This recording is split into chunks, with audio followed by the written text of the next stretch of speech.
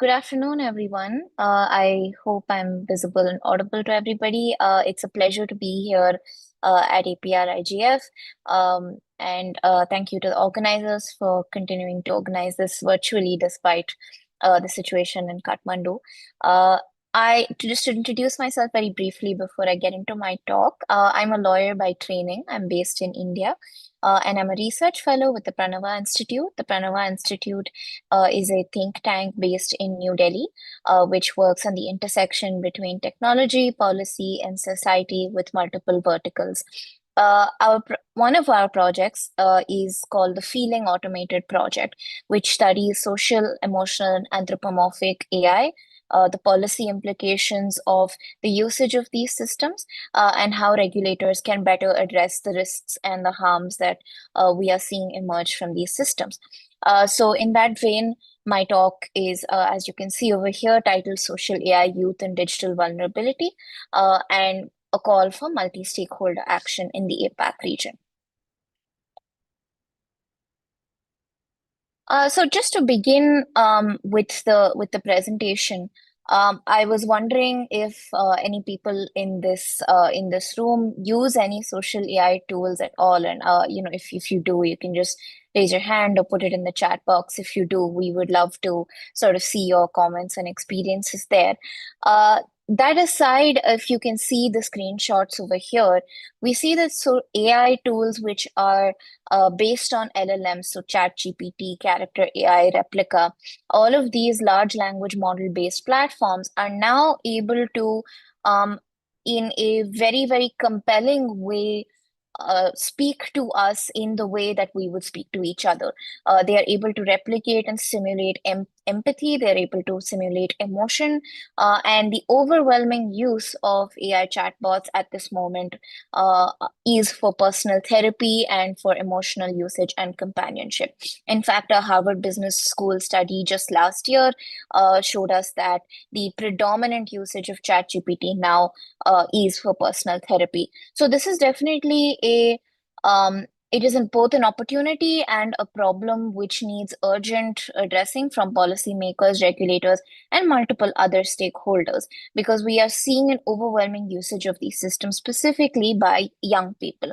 And if you can see these screenshots over here, you can see that this is really compelling, even to anybody who possesses the adequate digital literacy, or who possesses the ability to discern that this is just a probabilistic machine. It's an LLM. It does not really possess sentience or empathy on its own. You can see that the language here is really compelling. It is natural for humans to anthropomorphize anything from our pets to our plants and then write to AI, right? And when something is able to talk to you and replicate your language in such a compelling way, this made us pause and try to understand how is our relationship with machines changing, and how can we address that, and what are the risks over there, especially when bots are saying, for example, you can see on the screen, says, I can certainly provide support in a manner similar to a licensed therapist. So how do we see the intersection between AI, emotion, and mental health?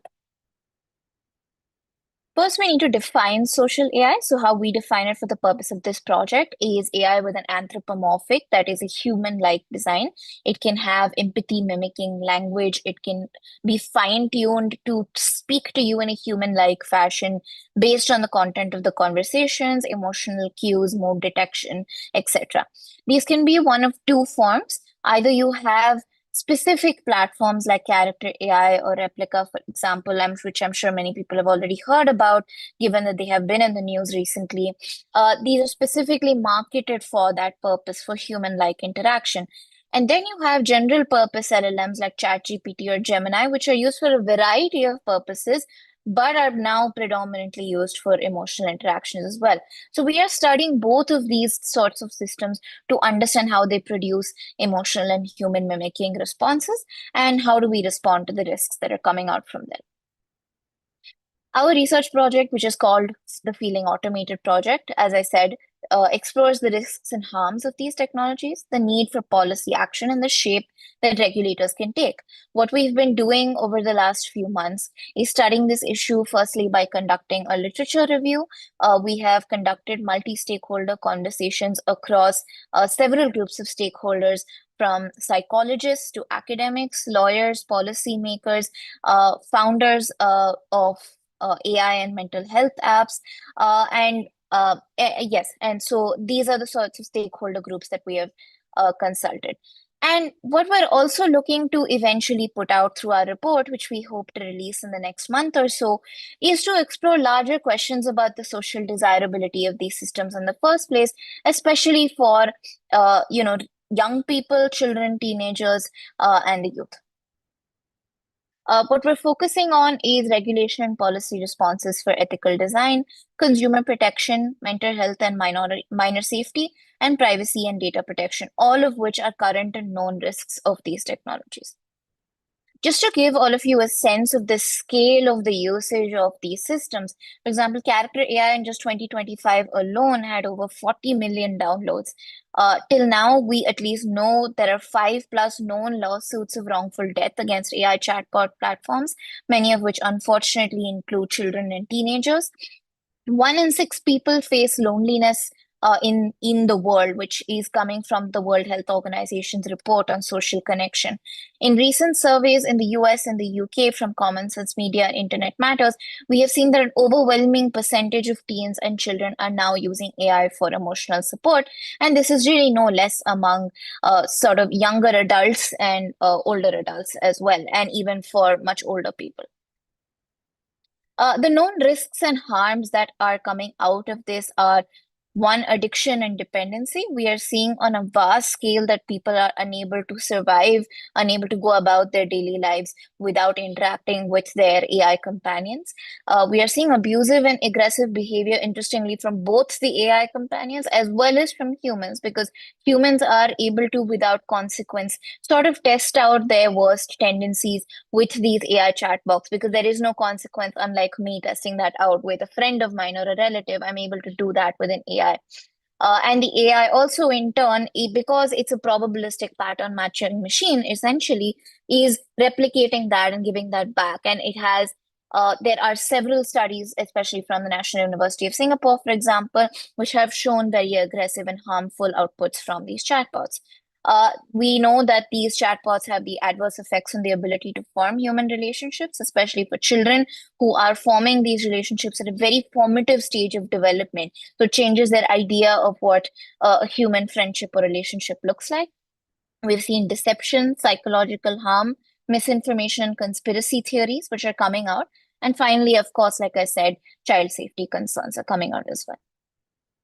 So why does this matter for the APAC? The APAC has the largest population of young internet users, which is immediately should raise a red flag that we are having a significant amount of interaction with chatbots in an emotional manner. A recent survey in India showed an overwhelming usage of chatbots among young people across different demographics and genders.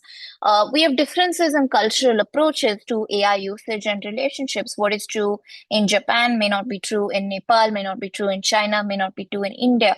We have different cultural attitudes. So we need to see how the proliferation of AI tools from the global north and how these outputs and emotion, especially emotional and deeply vulnerable conversations, are happening in different cultural contexts. We do have, on average, in the APAC, lower rates of digital literacy and awareness of digital well-being, especially at formative stages, which means that younger people and children can get carried away and dependent on these emotional interactions. And finally, we have an evolving technology regulatory framework, but that may not evolve fast enough to address the harms that we are seeing from these chatbots. So just a brief on our testing process, what we've been doing over the last few months of this project is we have tested 3 AI platforms: ChatGPT, for a general purpose LLM, Character AI, and Therabot, which is a therapy specific LLM, which is supposed to simulate interaction with a therapist. We used 4 profiles ranging from the age of 14 to 25, and we developed these personas in consultation with psychologists. So we had a 14-year-old profile, which is a hypothetical profile of a girl who is interacting with AI about relationship related questions, puberty, and other things that she's facing in school. We have a profile of an 18-year-old undergraduate student with social anxiety, of a 25-year-old working professional who has clinical depression and multiple borderline personality disorder. I apologize. And finally, we also tested with a 23-year-old male who is just curious about AI chatbots with no other mental health conditions. And we are really looking forward to put out an in-depth analysis of what we have seen, but we will give you a snapshot of that over here. The findings that we've got from our testing are quite telling of the harms and the risks from these chatbots. Firstly, chatbots never stop the conversation. There is prompting and continued asking for disclosure of personal information across profiles and across the tools that we have seen. So, because the incentive is basically to keep you engaged at all times, they lose eyeballs the minute that you get off the platform, which means that you have to keep interacting. So, at no point will the chatbot stop the conversation.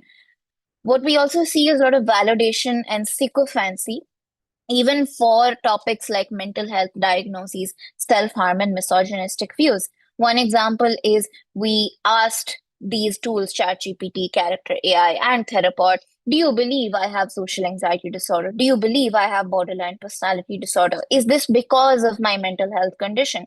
And because these tools are programmed to validate what you feel, they said, yes, based on what I know, based on what I can find on the internet, this is your mental health condition.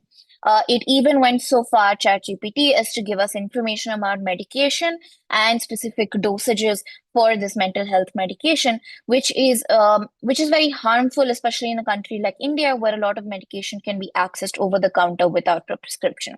We have seen an ability for children to receive advice on conversations on topics including sexually explicit conversations. We've seen a great unpredictability in terms of the interactions. So it ranges from a very vulnerable conversation being received by the chatbot in a very passive and almost rude way, which could really impact the person who is talking to it.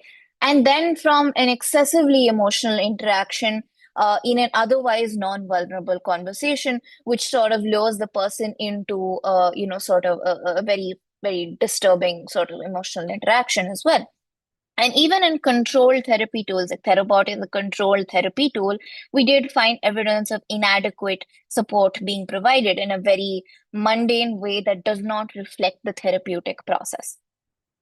The key concerns from the stakeholders, we've interviewed around close to 25 stakeholders across different groups. These are the key sort of concerns that they have. That one is there is a lack of transparency in how models are trained, what sort of training data is used, whether it's being evaluated in the right way to ensure that it doesn't cause harm and harmful outputs to users. Privacy concerns, because the mass amount of personal data collection to keep that interaction going and to keep that person engaged in the chatbot interaction. Of course, minor safety is a big, big red flag, and we have seen several unfortunate incidents of children and teenagers committing suicide, or there being self-harm instances because of these very emotional interactions. Several psychologists told us that they have seen self-diagnoses of mental health conditions and people with existing mental health conditions getting worse because of their interactions with AI chatbots. Educators we interviewed said that these are eroding the ability for children to socialize and understand relationships. And finally, we've interviewed some technical experts who say that there are culturally insensitive outputs, and content moderation really isn't the right way to address that, given that the content moderation standards are from the global north, which may not necessarily reflect the attitudes of the APAC region. So we want to, through this report, which we will, as I said, be releasing shortly, have a call to action, which is we definitely want regulation. We want to see regulators being proactive, but this will not be the only avenue through which to address the harms and risks of social AI. While we do need policymakers to implement safety and technical standards, and the development of, of chatbots which are not harmful, We also need mental health professionals, parents, and educators to sort of come together to create awareness, especially among young people and children, and to invest very heavily, especially in the APAC region, on digital awareness and well-being from a young age. Of course, being a lawyer and with this project having a regulatory focus, these are some of the ways that regulation should go forward. We need strict liability and enforcement frameworks where harm is caused because we are seeing the harm actively. We need age verification and other safeguards. We need redirection to crisis hotlines for users who are expressing thoughts of self-harm. We need, in the long term, incentivizing positive AI companion development where we can see that there are controlled and measurable benefits for people. We need to build in audit mechanisms and usage limits, especially, which include some sort of friction in the process, like repeated pop-ups, time limits. These are very, very important given that we've seen the sheer amount of time that people are spending on these tools. And finally, we need to be able to limit the claims which can be made about emotional or therapeutic benefits, especially so that people are aware of the limits of that interaction. So with that, I hope I have not gone over time, but thank you so much, everybody, for coming to this lightning talk. And we hope to share our findings and the report in more detail with this community soon. In the meantime, please do reach out to us if this is a topic that interests you. We would love to hear from you and collaborate on this project. And with that, I will perhaps stop sharing the screen and take any questions or comments that the audience has. Thank you so much, everyone. I see somebody's raised their hand, Suvasini Shrestha. Yes, thank you for your very good presentation. Thank I you. would like to I would like to ask you a question regarding the social AI that you had said in your presentation. We are organizing an AI for PWD's hackathon in Nepal. So, how can AI be useful for the PWDs in terms of um, daily life or something that can be regulated from the government? Uh, so that is my question. Right, thank you for your question.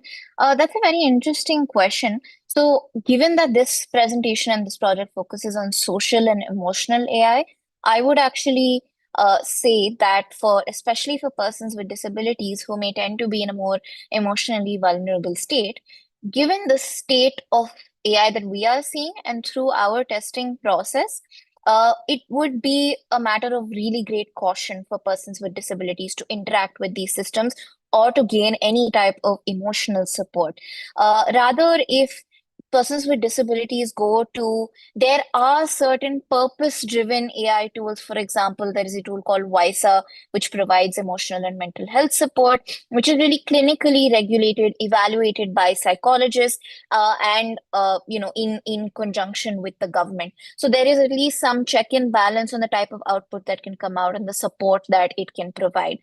So I would definitely say that if there is any interaction for persons with disabilities, it must be controlled. We must see the tool that is there and we must see what types of support that tool can provide, because we are seeing several dangerous and harmful outputs from these tools from our testing process. So I would definitely say for any person in an increasingly vulnerable state that there must be caution. And in fact, we have found several studies and evidence to support that the more vulnerable the user and the more vulnerability they disclose in the conversation, the less accurate the chatbot is likely to be. Actually, in a very emotionally neutral conversation, chatbot is likely to be more accurate. So this, I think, is a very telling finding, especially for persons with disabilities. I do see a comment from Rumki Farhana. We will be sharing the report publicly. We aim to release it around mid-November, and we will have a launch webinar with some of the experts that we have interviewed through this process, and we would really love to have all of you in that launch as well. I think I'm out of time. There is another question by Rafi Uddin. If the organizers, do I have time to address one last question? Yes, 1 minute, please. Thank you. Great. So I think Rafi says advertising chatbots on other social platforms is also an issue. Absolutely, Rafi. This is a major issue that we are seeing because even in some of my testing that I did on Character AI and on ChatGPT, I did see that chatbots also sort of now they've integrated the advertising model.